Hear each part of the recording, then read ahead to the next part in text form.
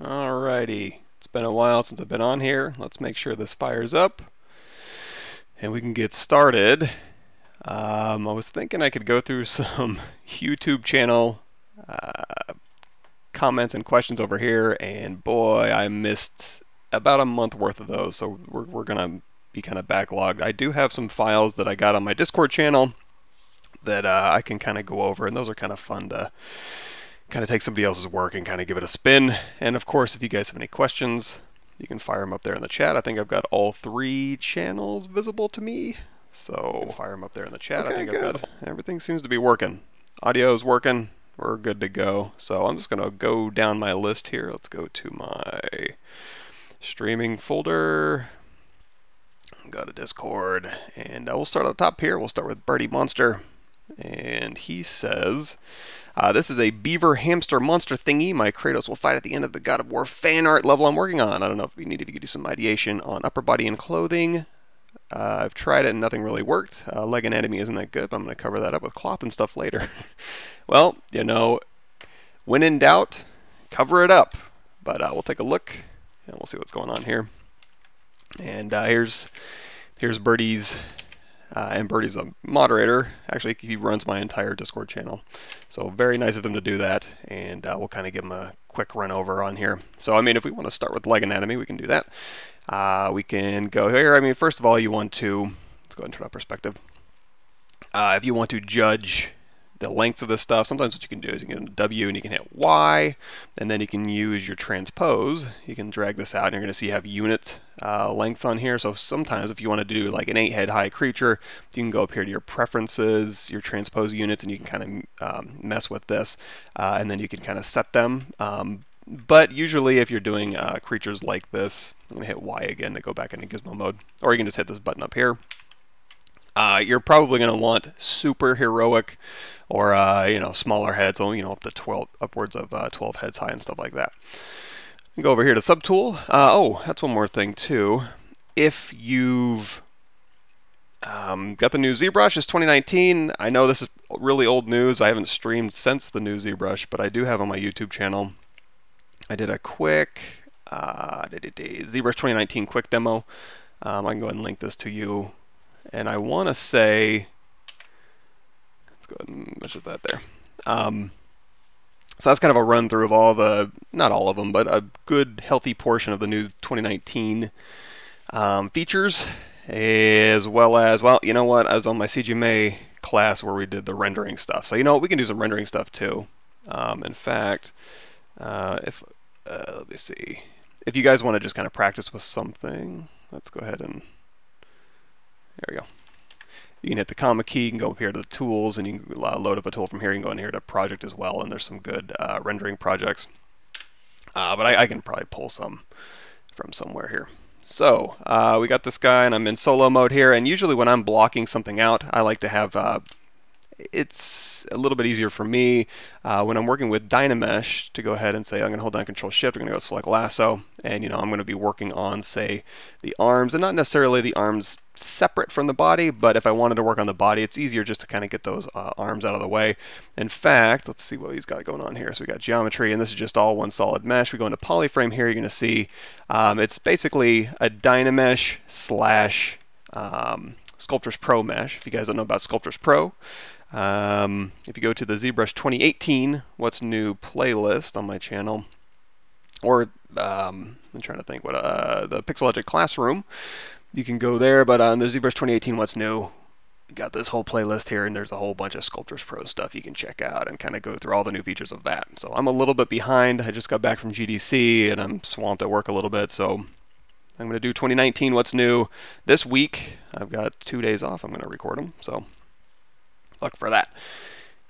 So anyway, we're going to start here, and since it is just a Dynamesh, or I could convert it to just a Dynamesh here, what we're going to do is I'm just going to take these arms, I'm going to go ahead and split those off, and then for these legs here, I'm going to grab these legs here, and you know what, I think that'll work. If you wanted to grab more, you can do Control Shift Drag with a select lasso or select rectangle, and that'll just invert that.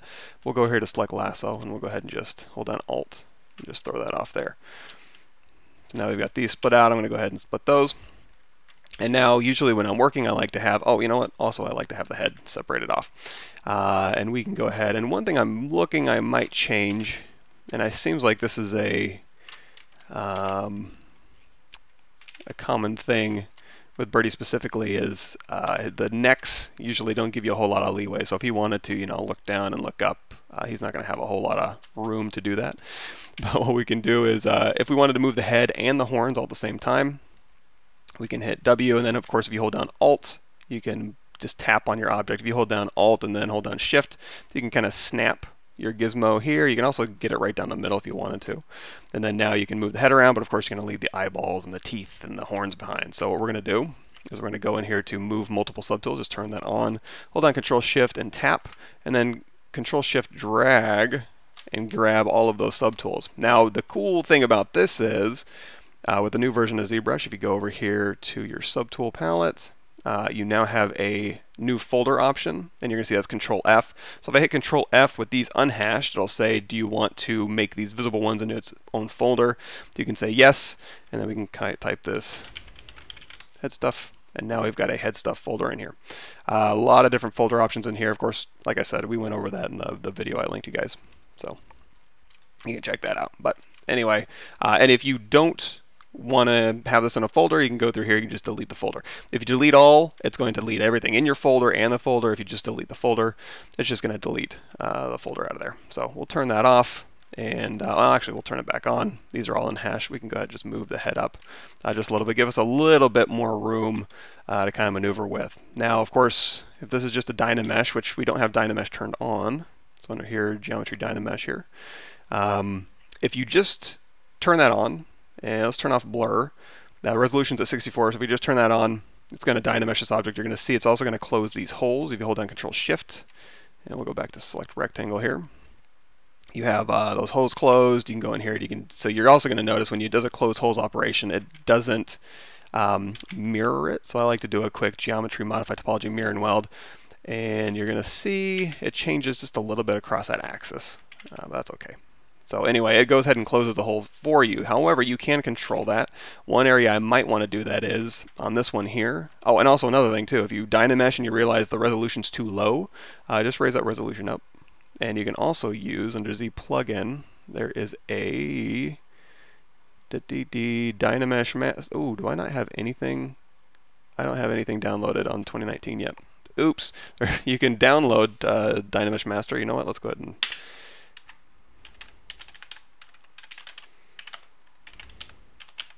if you Google Pixelogic downloads or Pixelogic ZBrush plugins, you can go to their downloads center and then ZBrush plugins. Scroll down, and then these ones at the top are already included with ZBrush. But if you keep going down, you're going to see here some extra ones down here, and there is a, wait for it, Dynamesh Master. You can download that, and then that will download here into a zip file. And then we can take this, and let's go ahead and so you guys can see it here. It's our Discord files. I'm going to extract here. So here's what the folder you're going to get, and inside that folder you're going to see there's an install and install text. All you got to do is drag this stuff here and put it into ZBrush 2019 Z Startup Z-Plug 64. And you can just take these here, both of these, and then just move them in there. There we go. So next time I start up ZBrush, I'll have Dynamesh Master. We can talk about that. Okay, I got some questions or comments. Swong says, I'm taking your class in April on CGMA, so excited to learn from you. Well, thank you very much. It should be a fun class. The last class we had a lot of fun. And I'm trying to get the 2019 stuff done so we can throw that into the CGMA class, give you even more stuff to learn. It's already a pretty beefy class. You can see all the stuff we cover in the class, and then some extracurricular stuff on Unit 6. There's a lot of extra stuff. So with the new rendering and the new functionality in ZBrush 2019, I'll keep you guys busy for sure. But yeah, Nomad says, Dynamesh Master is borked for 2019, at least for me. Oh no. Well, that can happen in between the big, not the point releases usually, but the big number releases, 2018, 2019, ZBrush 4.8. Sometimes those those plugins can kind of lose their functionality. But we won't, I mean, if I restart ZBrush and we hop back in there, I'll give it a shot and see what's up with that. Hey everybody, thanks for showing up. And so one thing we're talking about is when we Dynamesh this one in particular, Dynamesh does a close holes operation when it Dynameshes. However, sometimes you're going to get these little spindly, see how it's like very, very thin, and that's a feature of Dynamesh. And one thing I like to use Dynamesh for sometimes is we'll take a cube here, make polymesh 3D, and then we're just going to say, go ahead and Dynamesh this. Now, if we hold down Control Shift and we go in here and we slice, you can slice through here. Another cool thing is you hold down Control Shift and then Spacebar, you can do a brush radius. So now it'll slice through your object and leave a brush radius behind. And now if you take this, let's just do like this. So we're going to slice through this object. We have 3 separate polygroups here. If you go into Dynamesh, and I'll show you where that is, Geometry, Dynamesh, and then you have a Groups option. Turn that on, and then you Dynamesh. It's going to close the holes, and as long as you have a nice straight cut, it'll go ahead and close those holes, and it'll do a nice job. So now what we can do is we can, like, for instance, take this middle one here. We'll go back in the slice curve, hit the spacebar key so you can turn off brush radius. We can go ahead and slice through here, and then re-Dynamesh, and now we have like a perfect little piece. Oops. Let's turn move multiple off here. So now we can, like, if you hold down Control and tap, you can just unmask one of these things. So if I wanted to move, you know, right along this axis or down this axis or whatever, we can hold down Alt and just aim it. Sometimes if you have the slope of that object here, so if you hold down Control Shift and isolate this one, you can hold down Alt and just tap. But again, since these are straight, that's not going to help you very much. You can go to the top plane here. So if you hold down Control Shift, hit W, and then tap Alt, it'll go down that axis. So now we can just isolate this one here, and then we can just slide right along here. But anyways, we can also, if you wanted to like scale this, we can go to Unmatch Mesh Center. We can scale this in a little bit, and now we have like a little piece we can just slide right through here. But the whole reason that works with Dynamesh and Group turned on is because we were Dynameshing with straight, nice cuts. Where that falls apart, let's go ahead and get rid of this. We'll say delete hidden. Actually, I mean, we could leave this alone and that can be a separate piece. So we can go, hey, you know what? I'm going to do a split hidden. That's under Subtool Split. That'll split it up into its own subtool. Now on this one here, we can select it, turn groups off, and then re-Dynamesh, and now it'll just Dynamesh back to one solid piece. Now if we were Dynameshing at a higher resolution, we wouldn't have these artifacts. But if you're just concepting stuff out, it's not a big deal. You can just smooth it out. So now you've got a separate subtool that'll just fit right perfectly within there. Of course, you can use ZModeler for this and stuff, but we're just talking about Dynamesh and groups and slicing. Where this falls apart is if we go in here and then we say, well, let's hit Control W, make it all one polygroup here, and I'm going to turn off Sculptors Pro. And then I'm going to hold down Control Shift. We're going to do another slice curve, but this slice curve, I'm going to do something like a shape like this. So we've got this, and actually that'll probably just do a fine job. Let's do a shape like this. There you go. So we're going to slice this through. And the other cool thing too is you can slice through with different shapes. You can do like a slice circle. Go through here and you can just slice a circle through. If you want to make it a perfect circle, you can go in here. Well, there might be a perfect circle. If there's not, there's a clip circle center, but you can go down here to your stroke and you can say square. So now when you drag it out, it'll just be perfectly 1-to-1 ratio. Like so. And also you can turn it off if you don't want it to start from the center. You can turn off there and not off, and then it'll just start from the corner. And then you can use spacebar to kind of move this stuff around. Anyway, we've got this, and we turn groups back on, and we Dynamesh, and you're going to see when it does to this thing is it closes a hole, but it does a really weird job. There's a way that Chivang showed that you can kind of fix these odd shapes here, but really this is what we're running into on that arm. And using that trick won't really work. So how you can avoid this, one of the ways you can avoid this is you can undo the just Dynamesh close holes. And if I'm just going to do one side of the arm, I'm going to turn off X symmetry for now. Hold down Control Shift, go to select rectangle, hold down Alt, and then geometry modify topology, delete hidden, and then we're just going to run a close holes operation manually closing that hole. So we can hit W and then Control tap this here. There we go. And then now, if we hold down Control and drag out, that'll actually drag out an edge ring every time we do that. Another cool, and that'll actually give you a little bit more breathing room around those very thin edges, and you can use E to scale this in. Another thing you can do, oops, looks like when we did the arm here and we filled holes, it actually closed. It's really weird. I can isolate this, and it's all just this piece. However, when we hit W and Control tap this one, it's unmasking just this small area right there. Interesting. But anyway, another thing you do is you can hit Y. Remember, we're just using transpose. And we have this area just masked here. If you do E and go to scale and you hold down Control, you can pull in an edge ring. You can also hit W and Control, and that'll just be like the gizmo. You can hold down Control and Shift, and you can pull out edge rings as well. So between these two, we can maybe say, let's hit E and then Control, scale this in, and then hit W and just hold down Shift and just pull that out. And again, that's going to give you a little bit of breathing room around that edge ring. And now you can just go ahead and just Dynamesh this result, and that'll give you a little bit of a cleaner edge here. Another thing you do before you do that, if you hold down Control Shift and then Control Shift X to expand, and then hit Control W, let's use Control Shift X to expand again. Okay, so we're going to grab that entire edge ring, and now that you have this, one thing you can do is you can isolate this poly group here, and you can go to like a deformation polish by features, and you can kind of polish that up if you want to smooth that out, or you just manually go through after you've Dynameshed. You can just kind of smooth this result out as well. You can also mask that border if you wanted to. You can go down here to your masking. I'm just trying to think of ways you can do this. Masking, mask by features, your polygroup border. Not the border. You would want to do mask by features groups, and it masks the area just between the groups, and then you can go in here and you can say grow that mask, Control tap to invert that mask, and then you can do another polish by features, and you can just polish up that line in between those two polygroups. I don't know how useful that is, but that's all stuff you can do.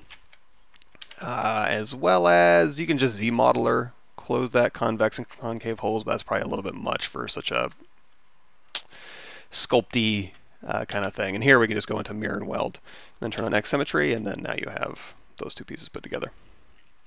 Oh, let me, I do not have Viber, but let me change the title. Give me a second.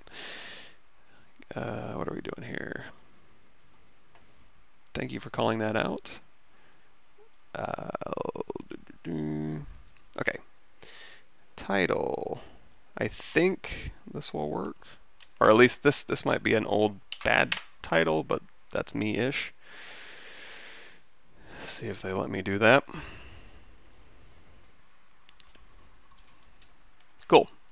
All right, so we've got this split out, and if we wanted, we extended this guy's neck a little bit, so we put a little bit more room in here. This would just be a simple matter of going through here. Now, this made it all one polygroup, so we can isolate these polygroups. We can go in here to polygroup and then auto groups, which is just down here under your tool menu here, and it'll give us all separate polygroups. However, we like to work with a mirrored mesh usually, so I'll do another mirror and weld so these polygroups are the same on both sides.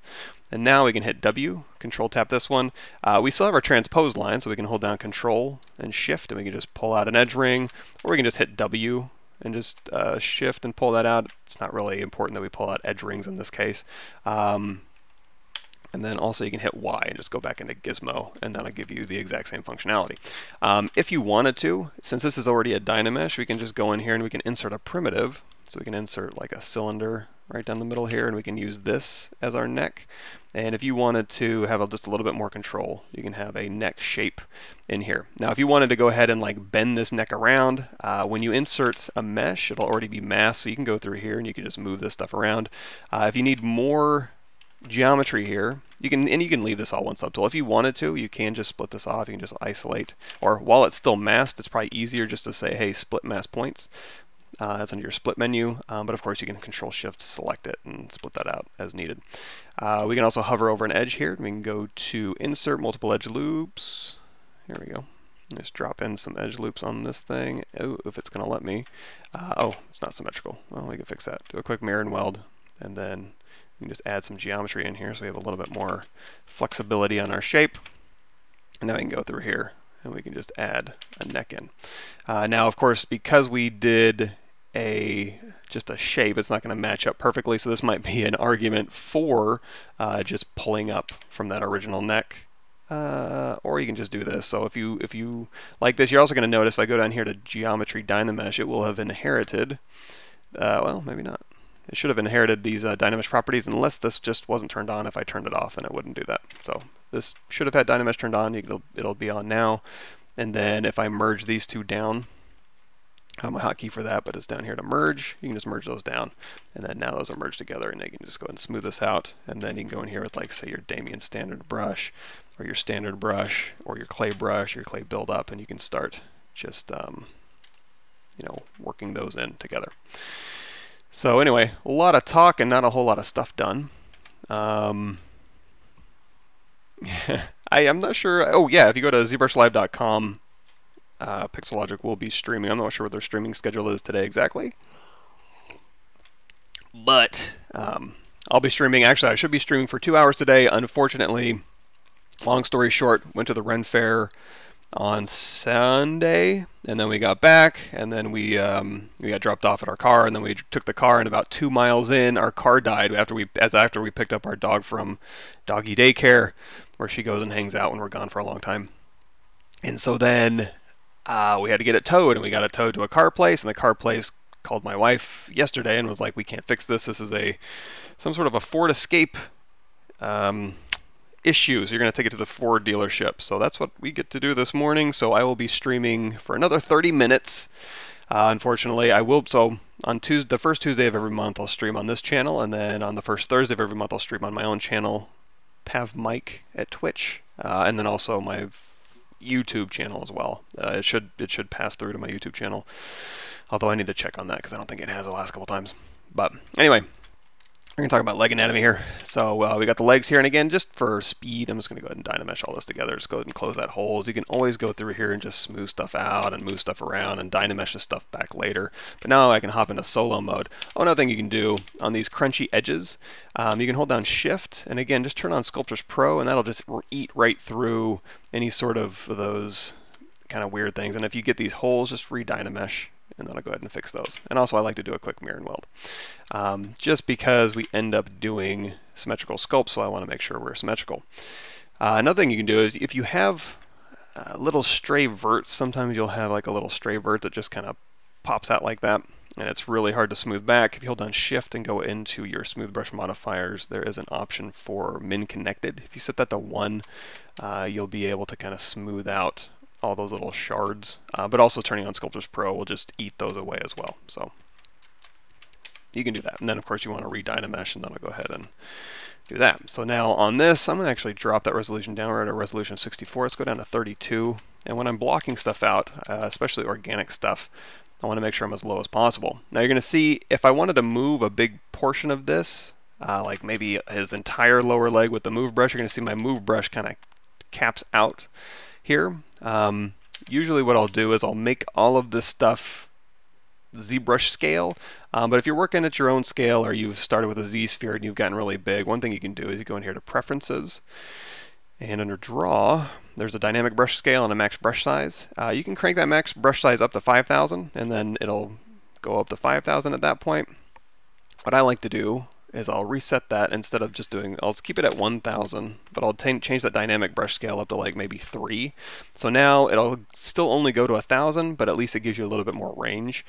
Same thing as if you're working on something that's really small in ZBrush scale, you can do the opposite. So you go in here to Preferences, and you can drop that dynamic brush scale to like 0.25, and that'll kind of reset you and makes you a little bit more ZBrush compatible. If you did want to make all of the ZBrush compatible, one thing you can do, one thing I like to do is I'll go down here to Merge Visible. That'll throw out a subtool up here, and then you can just go in here and you can do a Deformation Unify. And what that does, if we append a cube, you're going to see it just makes the bounding box for this object the same. Transparency, there we go. It just fits our character within the ZBrush bounding box of a cube. So now if I go over here, now my brush gets really big, so we can go back here to Preferences, and we can go over here to Draw, and you can change the dynamic brush scale back to 1. And now everything in ZBrush should behave a little more predictably, but there's ways around it, no big deal.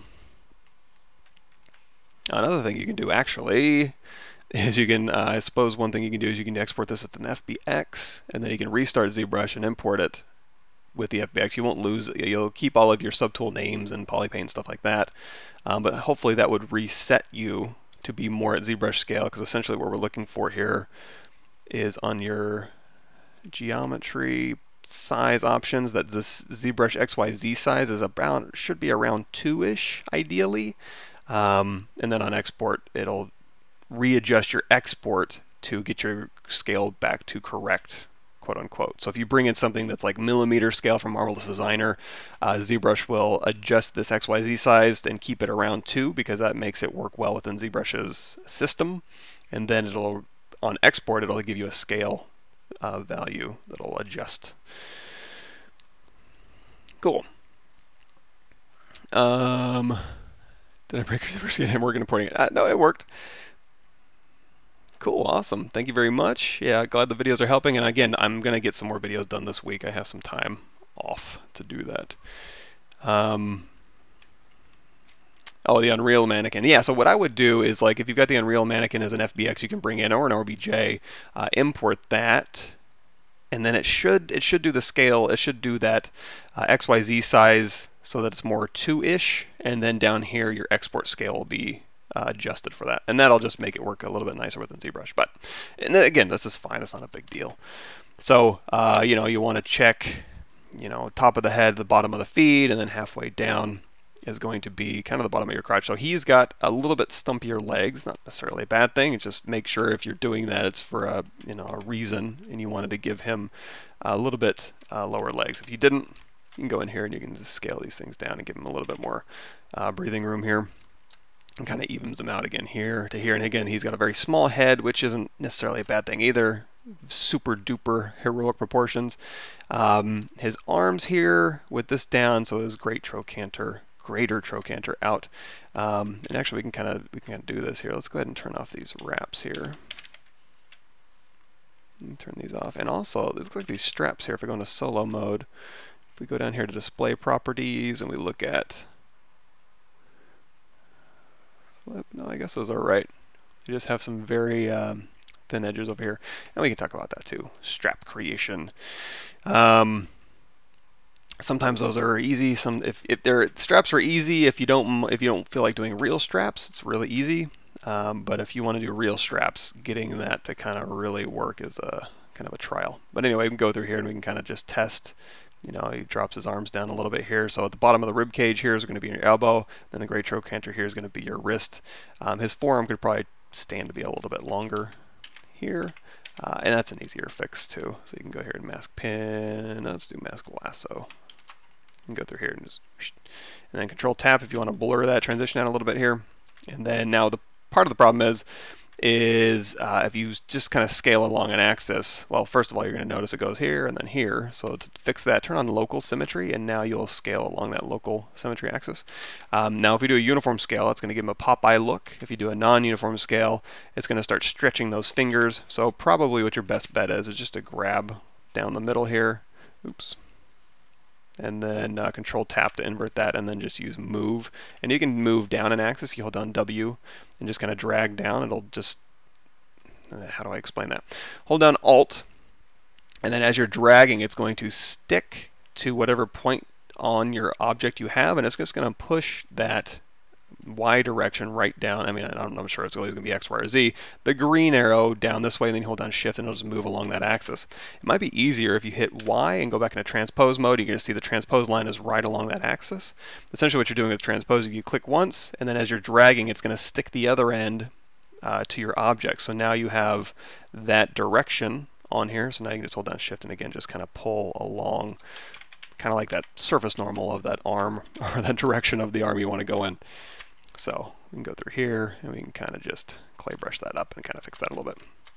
Hand size. Now hand size you would want to do in uniform scale. I'm not saying that the hand should be bigger or smaller. This just reminds me that if you did want to make the hands bigger, that would be an instance where you would want to uniformly, whoops, hold on. Go back in edit mode. Sorry, I went out of edit mode there. Let's hit W. And then Y, I hit T instead of Y. And then now you can like anchor this, just hold down Alt and just kind of put it in here, and then again you can do a uniform scale if you want to give him bigger or smaller hands. And again, if you have local sim turned off, it's going to want to scale towards and away from that world center, so just turn that back on, and then you can scale this back up or down. So maybe the hand's a little bit bigger.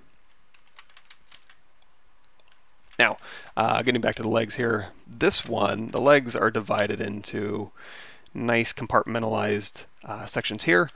If you saw my GDC post, you see I was drawing a lot of butts on the airplane, so it's still kind of fresh in my mind here. So you're going to have your greater trochanter, kind of, that'll be that pivot point along which your gluteus maximus, your gluteus medius, your TFL, and your iliotibial band will all kind of fit along here. So the best way to do this, if I go into solo mode here, you're going to see this is your oblique, and that's going to go over that iliac crest. It's going to kind of lean or kind of go over that a little bit, especially on the males. It's going to kind of overlap that top of that iliac crest. Now your anterior superior iliac spine is still going to be, let's turn off lazy mouse here, it's still going to be a visible landmark here, a little bony landmark here. But that top ridge of that crest is still going to be underneath your oblique.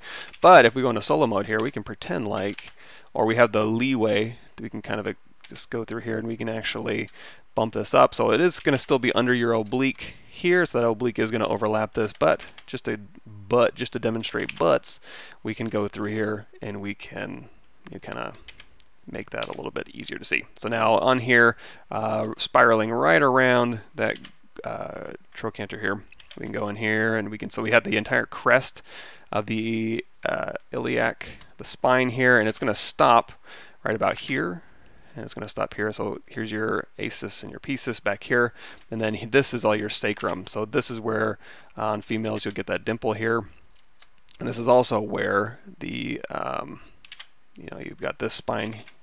This goes right along here, and that's where your pelvis is. If you want to see this a little bit clearer, let's hit the common key, and we'll go into the tool, and we're just going to grab the Ryan Kingsland anatomy model,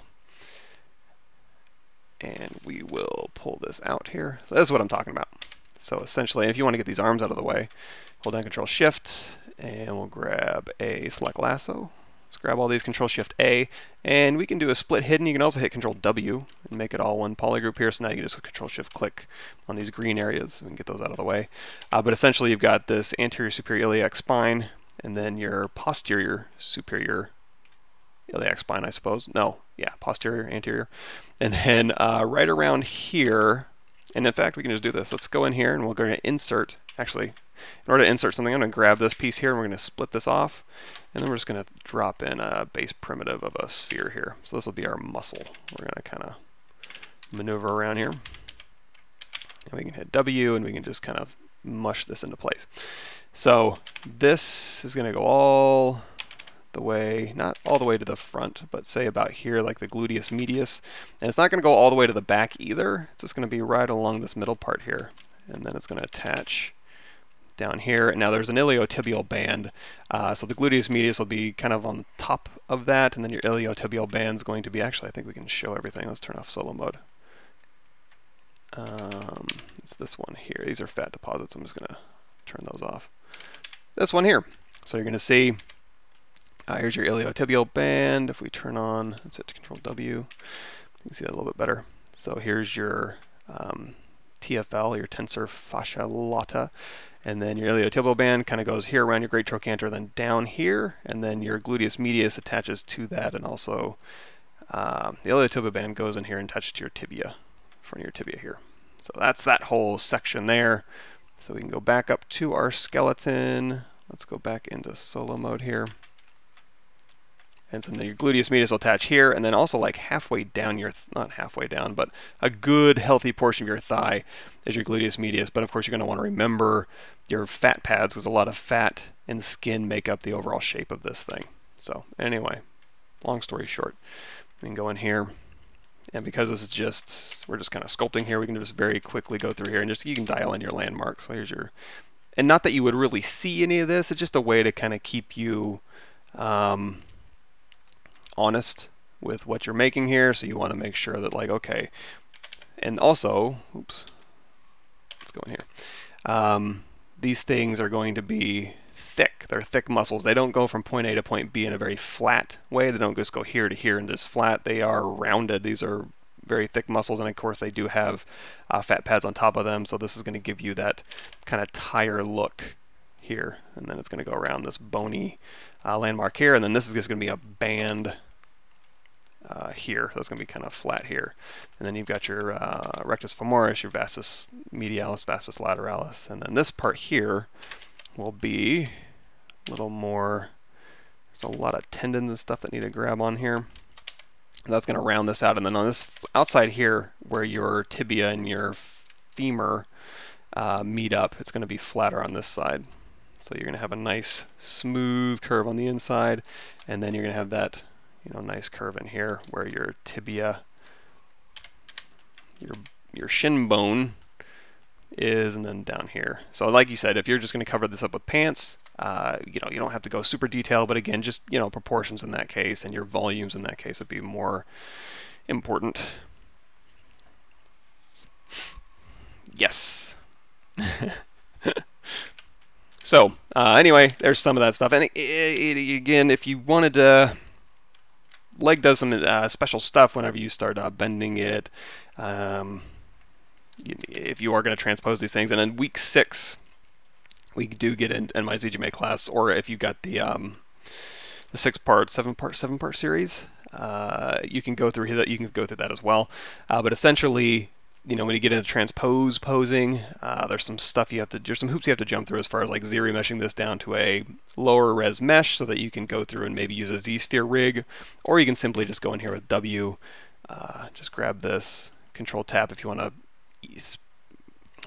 blur that out a little bit. It's also, that's just the, if you go in here to masking, there's a masking blur mask. You can just click blur mask, or you can Control Tap. You can Control Alt Tap to sharpen mask.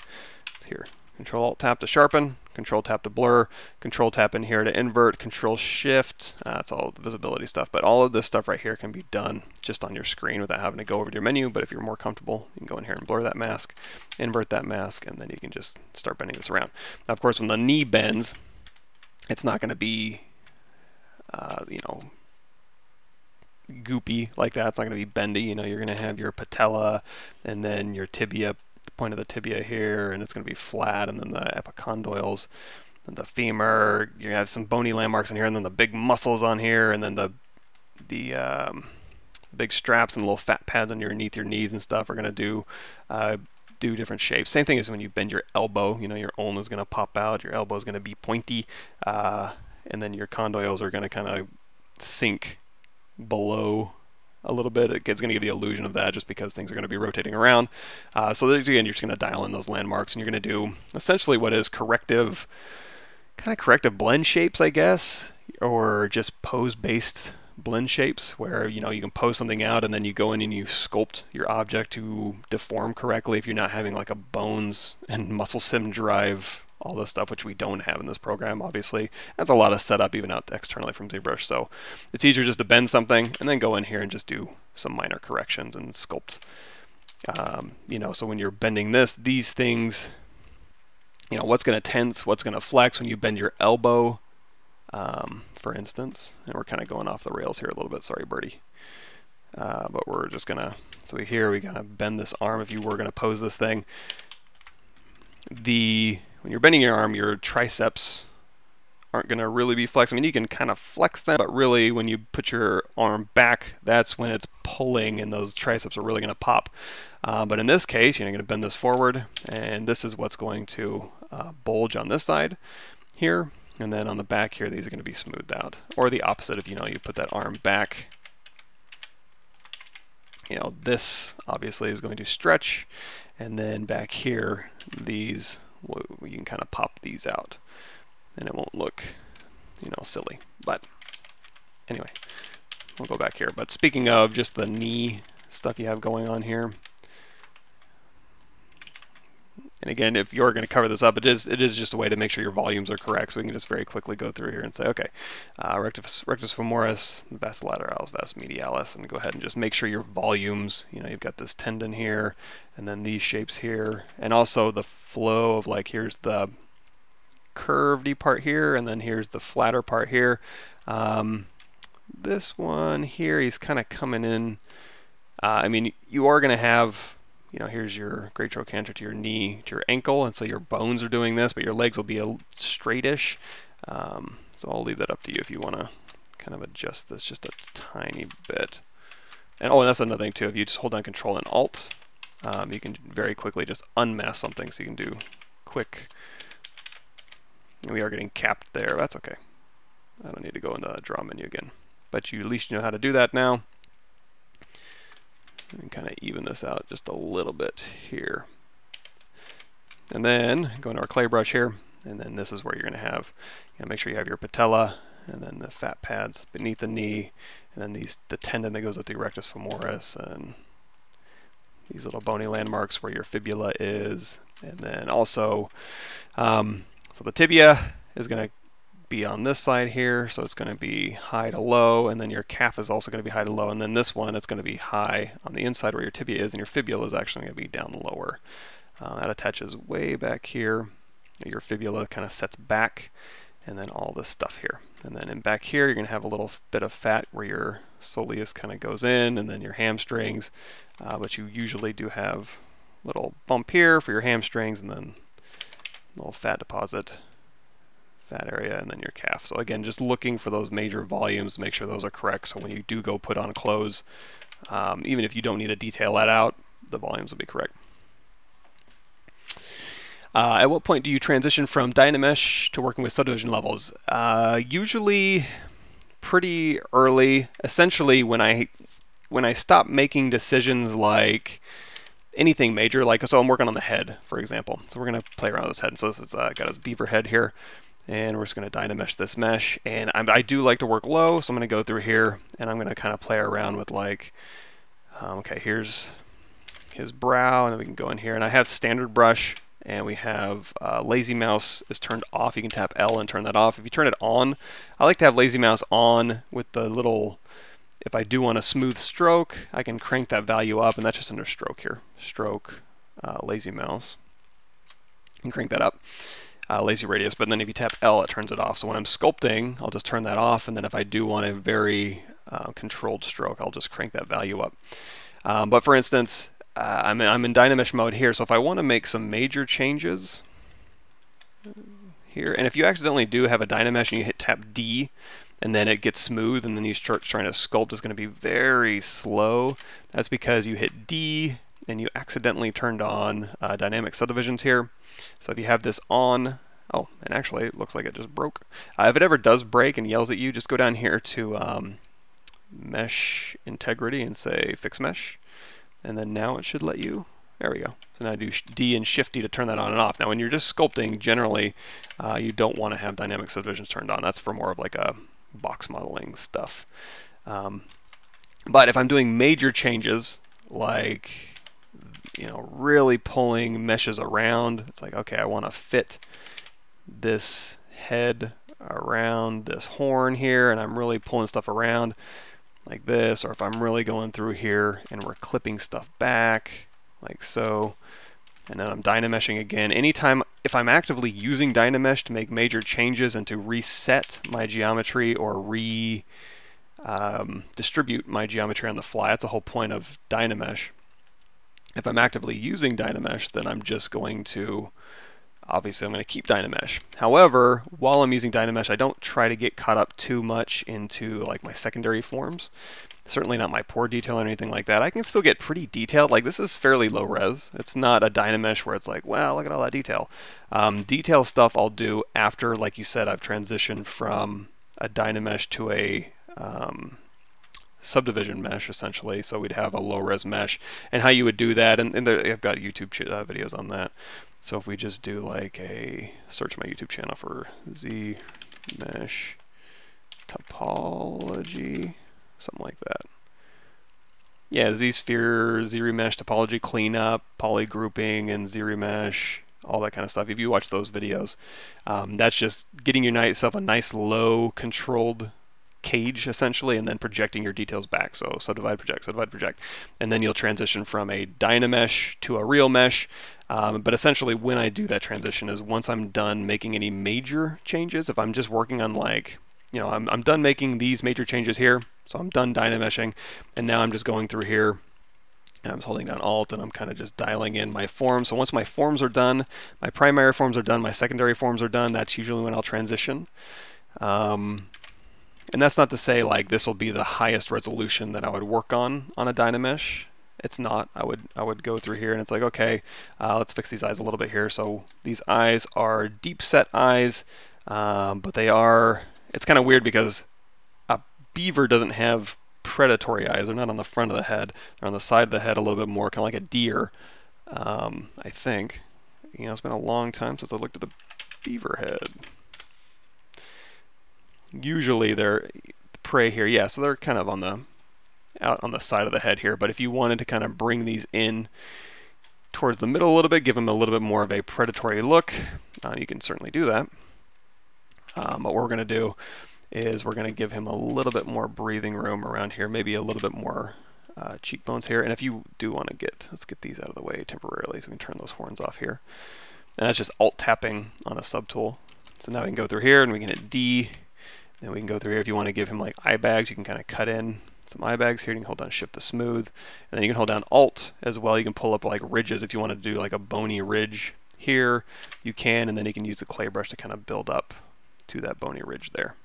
And then you can hold down Shift to smooth. And then, so really it's just a lot of Damien standard, standard brush to kind of build up my forms, and then clay brush to build up my forms, and just kind of going back and forth between those.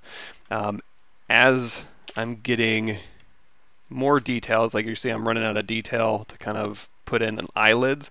Also, if you want it a little bit more easy to control these eyelids, one thing I'll do is I'll go through here and I'm just going to put in a cavity, just a big cavity for those eyes to sit in, like so. And that gives me also a little bit more leeway to make sure that I can kind of, let's turn on X symmetry here, just tap X. So we can kind of, again, we can make these eyes a little bit more predatory. It might end up making him look more like a panther or something like that, because you are changing that face a little bit. You're gonna have to really lean heavy on those beaver teeth to sell the idea that this is a beaver. Just be aware of that. But if we do make this more predatory, and we do have kind of just put in a big socket in here, and then if we do want to have a little bit more control over our eyelids, we can just duplicate off those eyeballs here. And I'm going to go into my deformation menu. It's just down here. We can go in here to inflate. Here we can just inflate those eyeballs up, and we turn on polyframe here. I'm going to actually turn off X symmetry. Hold down Control Shift, and you see we have clip curve. That's the last thing we use. If you tap Control, that'll switch it back over to temporarily back over to visibility. Hold down Alt, geometry modified topology, delete hidden, and now you've got just one side here. Hold down Control Shift, and we'll go to slice curve here.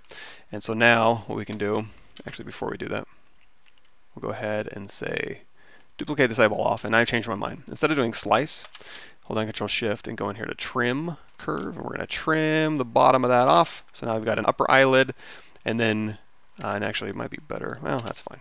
We'll trim that bottom part off for an upper eyelid, and then we'll grab this duplicate here, and we'll trim this part off for a lower eyelid. So now we have a little bit more control over our eyelids. We can merge these down, just subtool merge, and then we'll do a quick mirror and weld. Now, you're going to see when I did a mirror and weld, it just mirror and welded it across its local symmetry axis. So we did a mirror and weld, and it stayed on the left side, but it didn't mirror weld across the world axis. That's because we had LSIM turned on from earlier. So if you turn LSIM off, and then we do a mirror and weld, then it'll mirror and weld across your world axis. So just make sure you have that. Now, the reason why we would want to have LSIM turned on is if we wanted to, say, scale these up. See how it's going here like crazy? Just turn LSIM off and go to Unmatched Mesh Center, and now you can scale this up and down like so. So the whole point of this was just to have a little bit more control over my eyelids. Now, these are the same poly group. So if we want to go through here and move these things separately, you can like do hold down Control Shift, go into select rectangle, grab this top part, Control Shift A. And now you can like move these things separately. You can Control Tap the mask, bring the other one back, and Control Tap, and you can invert masking in between these things.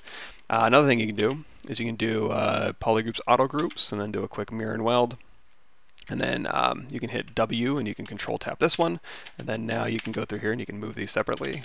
Another thing you can do is under your move brush, there is an auto masking and there's a topological. There's also a polygroup. So if you turn that up to 100, since these are all separate polygroups here, the first polygroup you choose, it'll allow you to kind of just move those independently from the other. But if you don't want to mess with polygroups, you can put that back down to 0, turn on topological, and then now you're going to see we have whatever, since these aren't vert welded, these are actually separate. They're just kind of sitting next to each other.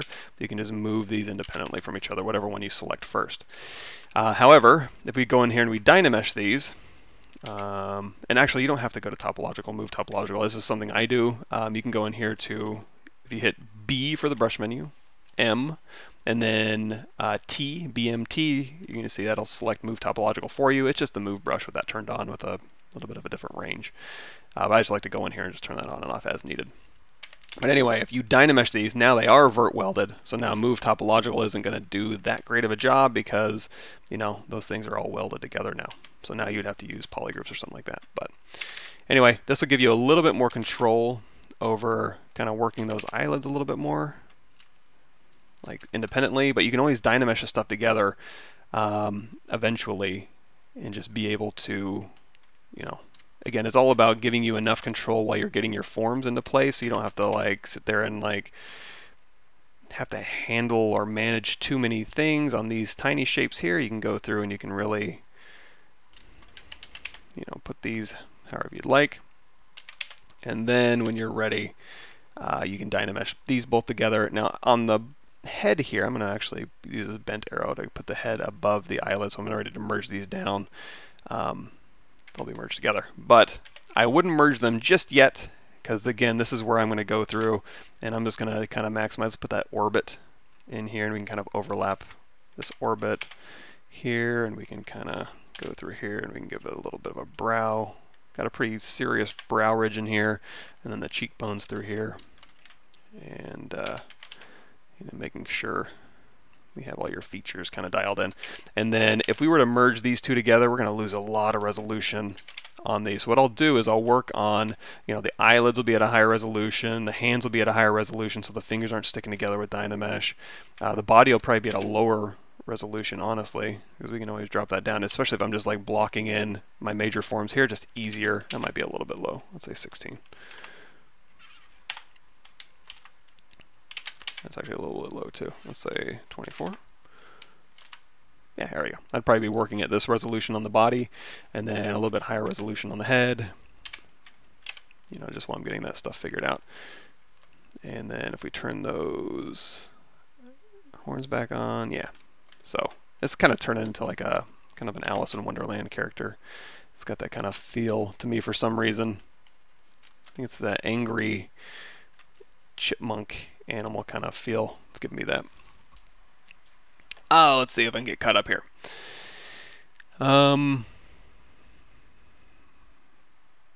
Yeah, okay, let's see. Thanks for showing up, everybody. And again, I'm probably gonna have to leave pretty soon. My wife's working out. We gotta go pick up her car. I know, just the first day I'm back and we already have, car trouble, so I apologize, but I'm gonna be back Thursday on my channel. We'll pick up where we left off. Basic shapes, high detail, Sculptors Pro is freaking amazing. Yeah, and that's another thing too, is I'll usually just stick with Dynamesh just because I'm used to it, but really, yeah, always keep in mind the Sculptors Pro if you want to just, and if you want to know more about Sculptors Pro on my YouTube channel, the ZBrush 2018 What's New playlist, here, just go to this playlist here and you'll see, here's a full playlist and all this kind of blockout stuff you can do. It includes Sculptors Pro and kind of just Sculptors Pro best practices and kind of keeping your keeping your meshes. You can decimate your meshes down to make Sculptors Pro a little bit more responsive.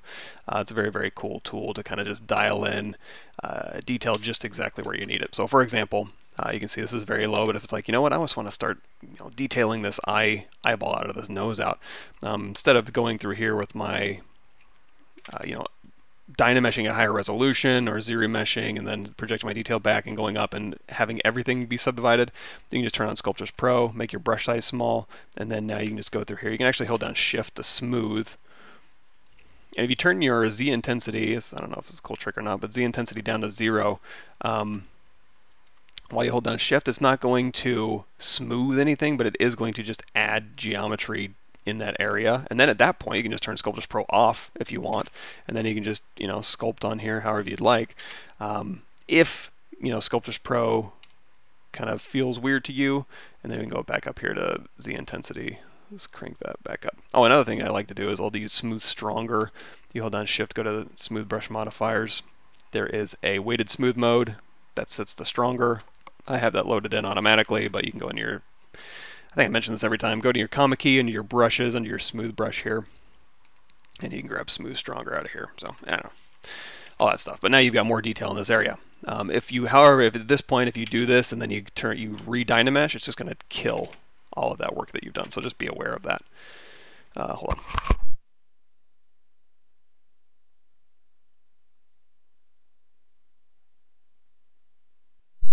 Sorry about that. I had to get a drink. So anyway, I'd probably be more inclined just to kind of go through here. And when I'm using Dynamesh, it just also keeps me just thinking about my forms. And I'm trying to, let me see if I can get a bigger picture here. Okay, I guess that'll work. How this is going to work. So getting back to here, we can kind of just flatten and broaden this out a little bit. And it looks like even on the one I'm looking at, his nose is actually a little bit higher. His nostrils are kind of up, like so. You can also use so there's a new spotlight modeling that you can do. It's really cool for hard surface stuff. But in here, if you wanted to bring in a spotlight image, you could use that and kind of match your features to that. But you know what? On this one here, let's go ahead and raise that Dynamesh resolution up from 64 to say 128. So now we've got more resolution here, and then we can go through here and we can kind of start, you know, carving in these details a little bit more. And then same thing on the eyeballs. And then at this point, I'd probably feel pretty okay reintegrating the eyelids back because I have enough resolution here. So at this point, if I have the body and then the eyelids here, if I take this body and I merge it down and then re-Dynamesh, it'll inherit those Dynamesh properties. So now if I hold down Shift, I'm going to drop that Z intensity down a bit. Let me go ahead and smooth this out. Now overlapping geometry is Dynamesh does not work well with that. So if you wanted to like have an eyelid that went up and then you actually had a bony orbit go down over your eyelid and you didn't want it to kind of mush together, that's where you'd have to go in, zero mesh, and then manually come in and grab those verts and really create, just really pull down and have that overlapping. It'll give you a really nice look, as opposed to Dynamesh, which is just going to munge those together. So just something to keep in mind. You know, one of some of the limitations of Dynamesh. Now you can also use Sculptors Pro. Because if we do something like this, if we hold down, oh, I don't have that anymore. Let's go B, S, and then snake hook. So we can snake hook this around. You're going to see when I snake hook out, it kind of starts losing resolution until it just turns into nothing. However, you turn Sculptors Pro on, you can snake hook out, and it'll actually just continue to add resolution as you go. So what we can do is we can like say snake hook out here, and then we can like snake hook this back in here. And actually, if you hold down Shift and start smoothing and then let go of Shift, it'll turn into an inflate. Let's crank that up again. It'll run like an inflate here. So now if we Sculptors Pro this back, if I can get it to here. Okay, what we need to do is, remember where this is, under the brush modifiers, the brush modifier at 0. Just trying to get it to, there we go, yeah. So brush modifier up at 100 will pull towards the camera. Brush modifier down at 0 will allow you to kind of dictate that. Now you're going to see when I pull this in, it's, or when I get it close, in fact, let's go into the, since I have Sculptors Pro on, I can merge these two things together with sculpting, but if I hold down Shift, it's going to keep them separate. However, if I control drag, that's going to Dynamesh those together. You could also, instead of doing that, if you wanted to keep that transition better, you can go in here to your W, your gizmo here, and you can say remesh by union, and then I can turn off X symmetry here. And that'll go ahead and just z-remesh, or not remesh, it'll do a Boolean operation and just kind of weld those 2 points together. So that's another option for you. But Sculptors Pro won't stick things together, so if you watch the octopus time lapse that I did, that's how you're able to pull arms out and keep them separate from your meshes. Whereas Dynamesh, if you Dynamesh, it's going to just pull everything together. Now, if you want to get rid of these, we have Sculptors Pro turned on, so you can just very quickly go through here and just Sculptors Pro them out, like so.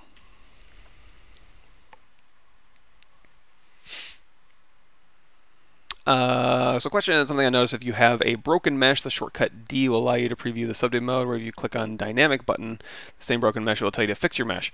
I just had that happen. Yeah, earlier in this video, I went D and it worked, and then I went out of it, and then I hit the button and it went, hey, you got points and stuff. So yeah, I'm not sure what that's all about. It seems like it almost catches up with you, where it's like, hey, wait, actually, mathematically, I can't do this. And that's just going to be under, if anybody's coming in here later, geometry, mesh integrity, you can say fix mesh, and then it'll go ahead and get rid of those problems for you, so it'll allow you to dynamically subdivide. About shapes and muscle, I saw people start doing bones and muscles and working on, others doing the body and accentuating the muscles. What's the right ways? Are there just different workflows? That's a good question, and this, when I used to teach anatomy at Gemini, I don't teach there anymore. I just didn't have enough time when I transitioned to the director of characters at Certain Affinity. It was always a struggle to go from, because you need to know the bones because they control the bony landmarks, where the muscles attach, and then your superficial anatomy goes onto. However, you also need to know the forms of the body and how the whole body works together. So do you start with like figure drawing, or do you start with bones and build on top of bones? My gut tells me, or do you start deep and go superficial, or you start superficial and then go deep? Do you do both? Do you do neither? My gut tells me starting superficial is probably your best bet. So starting with figure drawing, starting with like torso twisting and your forms and you're kind of blocking out your character is probably your better bet, and learning proportions first. And you can learn the bony landmarks at least while you're doing proportion stuff, because some of your bony landmarks dictate how your proportions are kind of set up. But yeah, starting with bones and then putting muscles on them and then putting fat deposits on them and then learning superficial anatomy. I guess, honestly, I guess the best thing to do would be like learn figure drawing and gesture and forms and volume, and then learn at the same time learning anatomy, and maybe, because your figure drawing will take care of your superficial forms and the major volumes and stuff like that, and then you can supplement that with anatomy, and then between those two, yeah, I guess that would be the best way. I'm not positive. I wish I had if I figure that out, I'll let you know. What would be the best part of the body to work on first in order to get a grasp on anatomy, like doing a head, skull, and working your way up? Yeah, I mean, it's, kind of like what we talked about just now, is like what I would probably start off with, because it's weird, because as I learned anatomy what I think is the wrong way, which is I did learn the bones and then the muscles and the names first, but didn't really understand it that well, or volumes or proportions that well. I mean, a little bit I did, but I had a pretty good idea of like bony landmarks and where those were, and then when I figure drawing or just drawing, I was able to take that information, that knowledge, and apply it to that stuff. So I would say start superficial and just be cognizant of bony landmarks. You don't have to know origins and insertions and names and muscle attachments and muscles necessarily, but if you start with volumes, chest volume, pelvis volume, legs, arms, head, and neck, and kind of get those working together, you can dial in, you can kind of dive in with x-ray vision later on, as you can kind of supplement your volume knowledge with your intrinsic anatomy knowledge. I think that's probably your best bet. My opinion. I don't know. What do I know? I don't know what I'm talking about. But yeah, like learning the muscles and stuff and the bone, individual bones is less important, I think, than learning the superficial volumes and how the body twists and moves and the 3D cylinders and stuff. That's way more important, I think, than necessarily the little bitty knowledge of anatomy. Suggestion for optimizing posing mechanical characters in ZBrush. When a robot has multiple subtools, I have to add a temporary pivot because the gizmo loses the original orientation. So one thing you can do is, let's go ahead and load up. Let me see if I have one here. I think I do. If we go to Tool, ooh, I gotta head out. Okay, this will be the last thing I cover real quickly. So let me just go here to my, all right. Can I get out to my E drive? And then it's called Nautilus Characters. No. Damn. Well, I had, oh, there it is, Nautilus. Art, characters, bots. Let's go ahead and bring this guy in. So here's a little robot guy. Little salt shaker guy. So one thing you can do is you can organize these. So if we go in here and let's do a quick split to similar parts here, and hopefully, actually I probably should have done a mirror and weld. That would make it so that these vert counts, whoa, and ZBrush disappeared. Well, I gotta head out, but what you can do is now that you have folders, you can put all your, your bicep and your forearm and your hand all in separate folders, but again, it's not going to solve your pivot problem. However, let's set the comma key here. I don't understand why I can't hit my computer. Photo Nautilus. And you can, if it ever does that, and it is a deal breaker for you to kind of split this thing up, I'll show you how to do it in just a second. Minimal salt here. So again, I can just do a quick mirror and weld, make sure it's symmetrical, and then if I wanted to break this part up manually, I just go through here, Control Shift.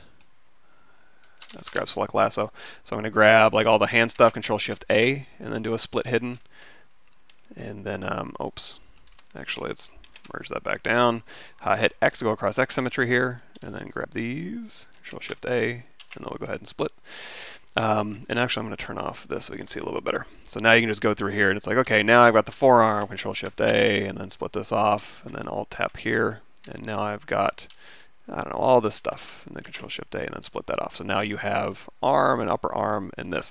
Now you're going to see the pivot points here are going to be these elbows here. So if you do have groups of objects here, so if we have a shoulder, and then we have a elbow here, so now we've got these three. You can put all three of these in a folder, and you can hit W to do this, and then you can turn on hatch, and then you can unhatch this one, and this one, and you can say Control F and throw those all into a folder. We'll call this upper arm. So now we have upper arm all in one folder. And we can unmask these. So if you wanted to move your entire upper arm, you can do that. However, if you want to set your pivot, that'll just be a matter of having an object in here that, and it can be a null object too, it doesn't have to be something physical. You can just make a cylinder, but if you hit W, you can always, set that pivot direction and then go to Unmask Mesh Center, and then that will be your pivot. So when you do want to go in here and you say you want to transpose the set, then you can go through here and you can just use this as your pivot. And again, it can be a null object and just be a cylinder sitting in there in the direction you want. Is it ideal? No. Ideally, every folder could have a pivot point that you can, or every object can have a pivot point that you can set, because then you can do animation and you can do the parent hierarchy. So you can do animation previews and stuff. And if you want to see more on that, if you go to my my YouTube channel, there's the ZBrush Summit 2018 demos that I did. And if you view the full playlist, I think I talk a little bit about it. You can check this out. But also, if you just Google